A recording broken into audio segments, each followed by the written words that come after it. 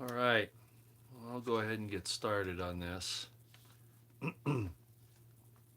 First of all, I might say that a few of you out there will know, Roy, why are you doing this? We know you're under the weather. Yeah, some friends of mine know that I had a couple of procedures done here in the last few days, and I'm not quite up to par. So, hi Mel, how you doing? Hello. But oh man, I'd like to still just be laying down and taking it easy. Hello, everyone, as you come in. But I was looking at my Twitter and my DMs, and hello, Mark Anthony. Hi, Roosevelt. How you doing? You don't know about this medical procedure I had done. I'll have to tell you about it later. But I'm kind of out of it. So at any rate, some others know, but at any rate, so yeah, I might be a little slow on things today, but I was looking at my Twitter DM and I saw this. I think it's a lady, and she asked me if I could do a video on what the scriptures say about marriage and how to make your marriage better, especially if you're having troubles. And it was one of those things that I saw, and I said, "Man, I don't know if I can do it justice today. I'm really not up to it." But by the same token, I felt like it was absolutely important that I do it. So here I am. And some people, I can hear it already because of my history and my own personal faults and shortcomings. But I can hear people saying, "Well, Roy, you're the last person in the world that should give any counseling or advice on marriage or relationships." And there's some truth to that, okay? Except that the people that make the mistakes and are willing to admit that they've made mistakes are probably the ones that you do want to take advice from. So here we go. And I've made all the mistakes, okay?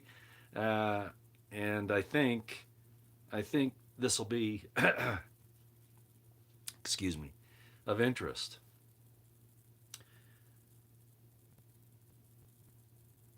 In actuality, I mean, I could go through the scriptures and give you all the detail, the legalese and all of that.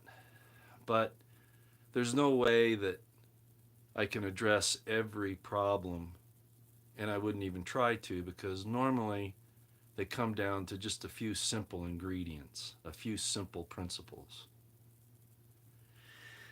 So let's just talk about those for a minute for what it's worth. And again, I've made all the mistakes. Okay, so looking back, uh,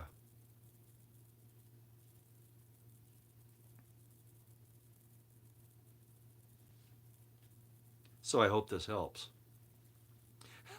Kelly Ward, I love you. You don't trust the plan, right? There's a plan. You're all right. You're all right. All right, so let's just get down to a few simple things. This won't be long because I really don't feel like making a long one anyway. Number one, real simple, treat others as you want to be treated. Pretty simple, really. You know, love waxes and wanes, especially in a long term relationship. Compatibility slightly changes, sometimes a lot, as people age and their interests change. But use those to your advantage. Don't give up on your relationship. Compatibility is a really poor excuse for breaking up because a lot of times compatibility has to do mostly with just viewpoint or selfishness. But if it's real incompatibility, in other words, somebody gets interested in another line of religion or another line of work or a new social group or something and you don't like that, use it to your advantage to learn, to have a new experience. Don't give up on your relationship. And like I say, usually when you first start out in a relationship, there's this fire, right? and eventually that fire is going to dim. But that's the passion, that's not the love, right? So don't confuse passion with love. Treat the other person as you want to be treated, even if they're not treating you very well, because that'll free your conscience. Which goes into the next part here. Love the other even if it is not returned to you. Love the other even if it is not returned. Number one, again, your conscience will be clear. You'll really be happier, frankly. And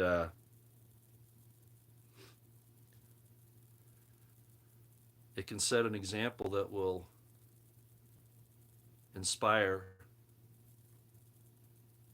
the significant other to return in kind. Patience, long suffering, love unfeigned. Certainly remember your vows, however you constructed them, and that's wide open, really, in a lot of ways, but I'll just say it that way rather than getting into any particulars. And finally, little word of advice. If you're looking to find fault in someone, you'll find it.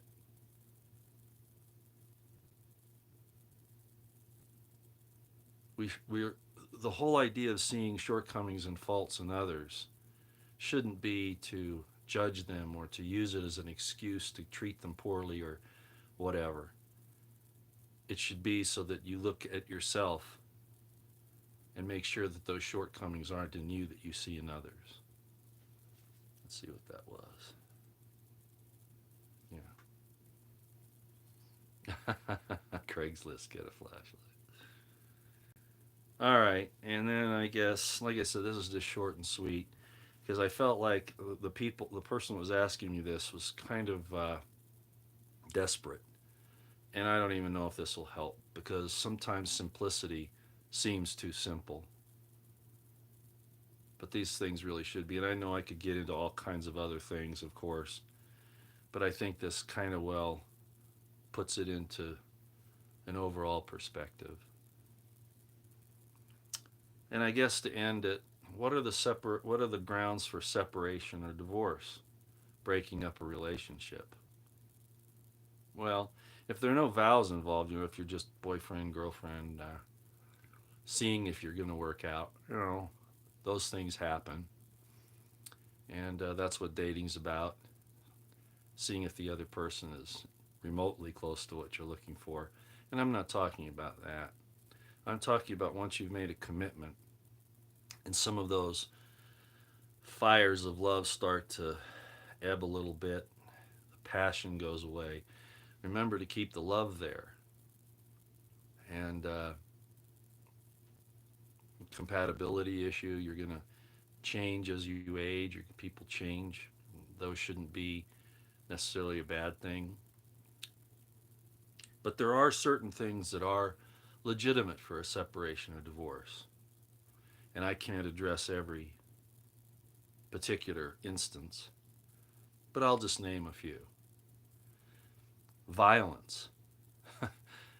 I mean, if someone is beating you, either physically or emotionally, that's not right. And you don't deserve that if you're not the kind of person that's dealing it out, right? Abandonment. And that covers an awful lot of things. Abandonment covers a lot of things. Violation of the marriage vows, um, adultery, uh,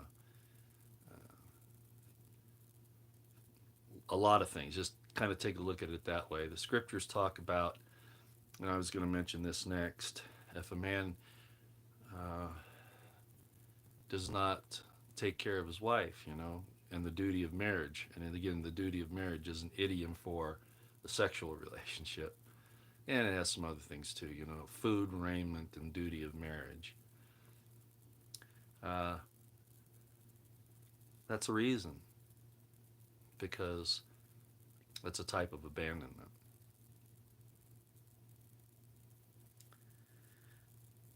Other than those, you get into details, and every situation, every relationship, every person is different. But I don't think that we should get down to the nitty gritty in these things looking for excuses.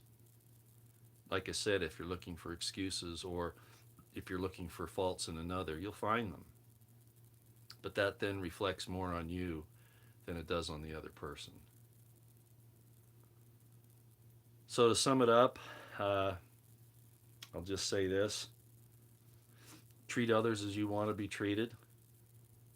Kind of a rehash of what I just said. Remember that love waxes and wanes. Actually, passion waxes and wanes. Love should be a more concrete thing that overcomes those difficulties. And if it's waxing and waning itself, work on it by doing something for the other person. Sometimes you might have to draw back. There are reasons for that. Uh, but not too long, because when you separate for too long, other reasons come in to ruin your relationship. Don't forget that people change with age. Compatibility is really a poor excuse. Uh, love the other person even if it's not being returned. Your conscience will be clear. Remember your vows. And like I said, if you're looking for faults in others, you'll find them. So don't do that. Be forgiving. What is that in the Lord's Prayer? Forgive us our trespasses, our debts, as we forgive those who trespass against us. Yeah, there it is. Okay. I take questions, but I'm really not a marriage counselor. I'm giving you that information from my life's experience.